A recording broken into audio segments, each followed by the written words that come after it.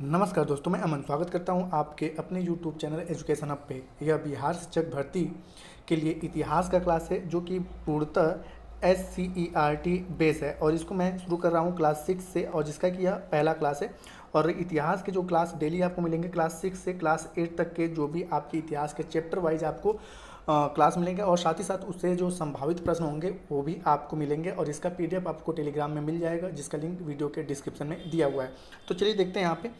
तो यहाँ पे सबसे पहले कि इतिहास को 3 कालखंडों में विभाजित करते हैं। पहला है प्राचीन इतिहास, दूसरा है आपका मध्यकालीन इतिहास और तीसरा है आधुनिक इतिहास। किंतु यह ध्यान रखना आवश्यक है कि ऐतिहासिक प्रक्रियाएं निरंतर चलती रहती हैं और यह विभाजन इस प्रक्रिया को कभी बाधा नहीं बनते। तो मतलब ऐतिहासिक प्रक्रियाएं आज जो बीत गया वो क्या इतिहास है, तो इसी के लिए कह रहा है कि ऐतिहासिक प्रक्रियाएं निरंतर चलती रहती हैं और ये जो विभाजन की प्रक्रिया है इनमें यह बाधा नहीं बनती। अगला है कि प्रत्येक ऐतिहासिक युग की अपनी विशेषता होती है। भारत में प्राचीन काल मानव जाति के आरंभिक क्रियाकलापों से 8वीं शताब्दी के पूर्वार्ध यानी कि 700 से 750 ईस्वी तक निर्धारित यानी कि मतलब कि मानव की जब से उत्पत्ति हुई और उसके बाद 700 से 750 ईसा पूर्व तक ये मानी जाती है कि आपका जो है वह प्राचीन काल है। उसके बाद इसके आरंभिक चरण को पूर्व ऐतिहासिक काल कहा जाता है क्योंकि उस युग की घटनाओं का कोई क्रमबद्ध लिखित इतिहास उपलब्ध नहीं है। इस काल में मनुष्य आग पहिए का उपयोग खेती एवं पशुपालन और इसी समय गांव एवं कस्बों तथा शहरों का विकास हुआ था। आगे कहा है कि 6ठी शताब्दी ईस्वी तक आते आते साम्राज्य का विघटन होने लगा और पूरे छोटे छोटे राज्य अस्तित्व में आने लगे। यहाँ पे ये जो पहला चैप्टर है वह केवल समान रूप से इतिहास का एक प्रारूप बताता है कि आपको कालखंडों का कैसे जानकारी हो। ठीक है, तो यहाँ पर इससे आप बहुत ज़्यादा कन्फ्यूज नहीं हुए क्योंकि पहला जो चैप्टर बस केवल इतिहास के कालखंडों के बारे में चर्चा किया गया है। कब से कब के कालखंड को प्राचीन या पूर्व ऐतिहासिक या आधुनिक कहेंगे, इसके बारे में जिक्र यहाँ पर किया गया है। आगे 8वीं शताब्दी के मध्य तक यह राज्य धीरे धीरे कमजोर पड़ने लगे परंतु व्यापार एवं नगरों का फिर से विकास हुआ और 11वीं शताब्दी तक नए संसाधन और उन्नत उत्पादन तकनीकियों का विकास हुआ। इस्लाम के माध्यम से नई विचारधाराओं का भारत में आगमन हुआ और पूरे भारत में विशाल साम्राज्य का गठन संभव हुआ। आपने पता है कि 11वीं शताब्दी ये वही समय था जब मोहम्मद गौरी और गजनवी भारत आए थे, तो इसी के बारे में कहा गया है कि इसके माध्यम से नई विचारधाराओं का भारत में आगमन हुआ। आगे कह रहा है कि आधुनिक काल का आरंभ 18वीं शताब्दी के उत्तरार्ध 18वीं शताब्दी के उत्तरार्ध का मतलब कि आपका 1700 के आसपास का पीरियड, मतलब 1750 के बाद का पीरियड रहा होगा। ठीक है, तो बेसिक तौर पे 18वीं शताब्दी के उत्तरार्ध से जो कि आधुनिक काल का पीरियड है जब पश्चिम देशों के द्वारा नए विचार और नए प्रशासनिक व्यवहार भारत में लाई गई। इससे शिक्षा, स्वास्थ्य, संचार व्यवस्था एवं आवागमन में विशेष प्रगति हुई। आगे के दुर्भाग्यवश जो नई प्रशासनिक व्यवस्थाएं विदेशों द्वारा स्थापित की गई वो हमारे देश के आर्थिक संसाधनों का लाभ प्राप्त करना चाहते थे और इसी व्यवस्था को उपनिवेशवाद कहा जाता है। आपने उपनिवेशवाद का नाम सुना होगा, तो उसी के बारे में कहा है कि जो नई प्रशासनिक व्यवस्थाएं विदेशी शक्तियों द्वारा स्थापित की गई उनका मूल उद्देश्य क्या था कि भारत से कमाकर अपनी इकोनॉमिकल स्थिति सुदृढ़ करें, तो उसी को हम क्या कहते हैं, उपनिवेशवाद कहते हैं। इसके अंतर्गत किसी उन्नत देश किसी दूसरे कमजोर देश या देश पर अधिकार कर उसका आर्थिक शोषण करता है, स्वाभाविक था। भारत में इसके विरुद्ध एक नई चेतना जगी। 19वीं शताब्दी के उत्तरार्ध में भारत में एक औपनिवेशिक सत्ता के विरुद्ध राष्ट्रीय आंदोलन सक्रिय हुआ जो सत्य और अहिंसा के सिद्धांतों से प्रेरित रहा और सन 1947 में भारत को आज़ादी मिली और एक नया संविधान बनकर इस संविधान के द्वारा मतलब कि संविधान बना और इस संविधान के द्वारा जनता को अपने प्रतिनिधियों द्वारा शासन का अधिकार मिला और यही काल से आपके आधुनिक भारत का शुरुआत होता है। तो अगर आपसे कहा जाए कि आधुनिक काल, तो यहाँ पे बेसिक तौर पे एक एकदम नया जो आधुनिक काल है वो बेसिक तौर पे है कि 1947 के बाद का।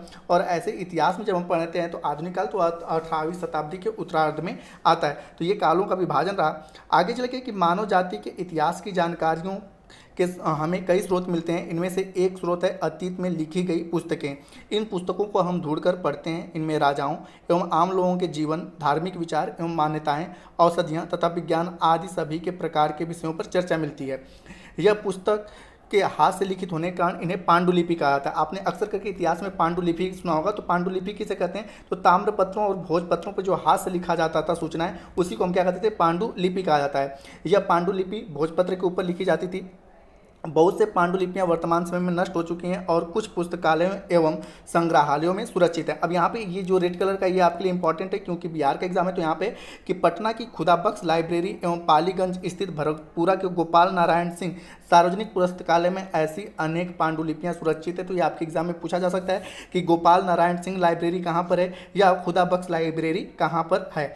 आगे कि हमारे अतीत की जानकारियाँ अभिलेखों से भी प्राप्त मिलते हैं। अभिलेख अर्थात पत्थरों पर नुकीले हथियार या औजारों द्वारा राजाओं के जो आदेश छपे होते थे उसे हम क्या कहते हैं, अभिलेख कहते हैं। आगे क्या है कि इसके अतिरिक्त अतीत में बनाई गई एवं इस्तेमाल में लाई गई वस्तुओं के माध्यम से हम अतीत की जानकारियां प्राप्त करने में सफल होते हैं। ऐसी वस्तुओं में पत्थर एवं ईंट से बनी इमारतों के अवशेष, औजार, हथियार, बर्तन, आभूषण, मूर्तियां, चित्र और सिक्के आदि आते हैं। यह वस्तुएं पुरातात्विक स्रोत के रूप में मानी जाती हैं और पुरातात्विक वस्तुओं का अध्ययन करने वाले व्यक्तियों को पुरातत्वविद कहते हैं। आगे कि डॉक्टर स्पूनर ने पटना के कुम्हरार नामक स्थान पर खुदाई की और चंद्रगुप्त मौर्य के महल के स्तंभ भी निकाले। इस खुदाई में सोने के बैलों के टुकड़े प्राप्त हुए और इससे मगध साम्राज्य की समृद्धि एवं भव्यता का प्रकाश। तो यहाँ पर पूछा जा सकता है कि चंद्रगुप्त मौर्य के राजमहल की खुदाई के अवशेष किसके द्वारा प्राप्त किए गए, तो डॉक्टर स्पूनर ने। और इन्होंने कहाँ पे खुदाई की थी, तो पटना के कुम्हरार नामक गांव में। अगला है कि सिक्का जो है शासकों के द्वारा जारी किए जाते थे और जिस पर राजकीय चिन्ह, धार्मिक चिन्ह होता था या कोई लिपि अंकित होती थी। सिक्कों का अध्ययन मुद्रा शास्त्र के अंतर्गत किया जाता है। तो ये भी अपना इंपॉर्टेंट है कि सिक्कों का अध्ययन किस शास्त्र में करते हैं। आगे है कि सारी वस्तुओं में एक प्रकार का रेडियोधर्मी पदार्थ होता है जो कि कार्बन 40 कहलाता है और भौतिक शास्त्री इसी के द्वारा उस जीव की आयु निर्धारित करते हैं कार्बन 40 के द्वारा कि वह जीव कितना पुराना है। प्राचीन काल से लेकर अब तक भारत के इतिहास को समझने के लिए मुख्यतः 4 भौगोलिक भागों में बांटा गया है। तो भौगोलिक भाग मतलब कि भारत के इतिहास को समझने के लिए भारत को कितने भौगोलिक भागों में बांटा गया है, तो 4। पहला है उत्तर के पर्वतीय प्रदेश जो तराई के जंगल से प्रारंभ होकर हिमालय के शिखर तक फैले हुए हैं और इसमें कश्मीर, कांगड़ा, कुमाऊं तथा सिक्किम प्रदेश शामिल है। दूसरा है आपका उत्तर का मैदान जो अपनी उपजाऊ भूमि और अधिक पैदावार के लिए प्रसिद्ध है। इसमें सिंधु, गंगा, यमुना और सहायक नदियों के से सिंचाई का काम होता है और यह देश का सर्वाधिक उपजाऊ क्षेत्र है।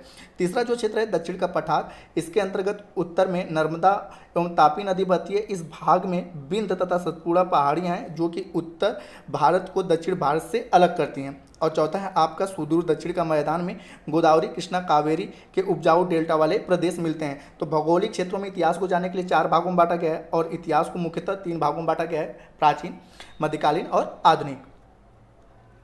आगे आता है कि मेहरगढ़ में सबसे पहले गेहूं तथा जौ जैसी फसलों के साक्ष्य मिले हैं जिसकी तिथि लगभग 6000 वर्ष पुरानी है। तो ये भी 6000 ईसा पुरानी है। तो ये भी अपने आप में इंपॉर्टेंट है। आगे की सिंधु घाटी सभ्यता का विकास लगभग 2500 ईसा पूर्व में हुआ था। ये भी अपने आप में इंपॉर्टेंट है। अगला है कि विंध्य पहाड़ियों के उत्तर में स्थित कोल्डियावा एवं चोपानीमांडू ऐसे स्थल हैं जहाँ सबसे पहले चावल यानी कि धान उगाए गए थे। तो ये भी अपने आप में इंपॉर्टेंट है। आगे कि भारतीय उपमहाद्वीप के बीच विंध्य पर्वत विभाजक रेखा का काम करते हैं। तो आपसे पूछा है कि उत्तर भारत को दक्षिण भारत से कौन सा पर्वत अलग करता है, तो विंध्य पर्वत। और विंध्य पर्वत के दक्षिण में ब्रह्मगिरी स्थल पर लगभग 3000 साल पहले लोगों ने महापाषाणकालीन संस्कृति का निर्माण किया था। महापाषाणकालीन संस्कृति में मृतकों को दफनाकर उनके चारों तरफ बड़े बड़े पत्थर गाड़ दिए जाते थे। तो महापाषाणकालीन संस्कृति कहाँ पे मिलता है, तो ब्रह्मगिरी के नामक स्थान पे, और वो कहाँ पे, दक्षिण भारत में। आगे कि हम अपने देश के लिए इंडिया तथा भारत जैसे नामों का प्रयोग करते हैं। इंडिया शब्द इंडस से निकला है जिसे संस्कृत में सिंधु कहा जाता है। लगभग 2500 वर्ष पहले उत्तर पश्चिम की ओर से आने वाले ईरानी और यूनानियों ने सिंधु को हिंदोस कहा अथवा इंडोस कहा और इसी नदी के पूर्व में स्थित भूमि को क्या कहा गया, इंडिया कहा गया। तो इंडिया नाम किसने दिया, ठीक है, ईरानियों और यूनानियों के द्वारा दिया गया। और यहाँ पर आगे है कि यूनानियों ने हिंदोस अथवा इंडस कहा, उसके बाद फारसियों ने, ठीक है, इंडस नदी को क्या कहा, हिंद, और हिंद से क्या बना आपका हिंदुस्तान। और उसके बाद कहा जाता है कि एक और उल्लेख मिलता है कि देश का नाम भरत नामक मानव समूह के नाम पे पड़ा जो कि उत्तर पश्चिम क्षेत्र में रहता था और इसका उल्लेख कहाँ पे मिलता है, ऋग्वेद में। तो आपसे पूछा जाए कि भारत का नाम जो है भरत नामक व्यक्ति या राजा के नाम पड़ा, इसका उल्लेख किस वेद में मिलता है, तो ऋग्वेद में मिलता है। इंडिया नाम किसने दिया, तो बेसिक तौर पर कि जो यूनानी आए थे, ठीक है, और साथ ही ईरानी आए थे। उसके बाद यहाँ पे फारसियों ने हिंद और हिंदुस्तान शब्द दिया और उसके बाद भरत नामक राजा के नाम पे भारत पड़ा। इसका उल्लेख कहाँ पे मिलता है? ऋग्वेद में मिलता है। तो ये आपका सामान्य जानकारी रहा। इससे संभावित प्रश्न क्या हो सकते हैं? तो मनुष्य, पशु अथवा पौधों के अवशेष की प्राचीनता का निर्धारण किस विधि से करता है? तो कार्बन 14 ताप संदीप्ति विधि, या पोटेशियम आर्गन विधि, या स्टोन हैमर विधि। तो यहाँ पर सही ऑप्शन होता है ए, कार्बन 14 विधि।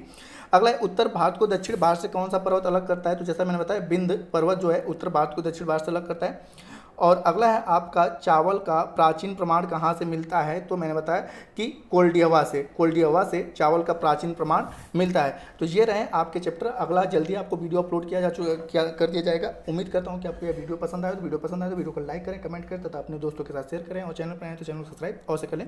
तथा इस PDF को प्राप्त करने के लिए आप हमारे टेलीग्राम से जुड़ सकते हैं, जिसका लिंक वीडियो के डिस्क्रिप्शन में दिया हुआ है। तो वीडियो के अंत तक बने रहने के लिए धन्यवाद। मिलते हैं जल्दी नेक्स्ट वीडियो में।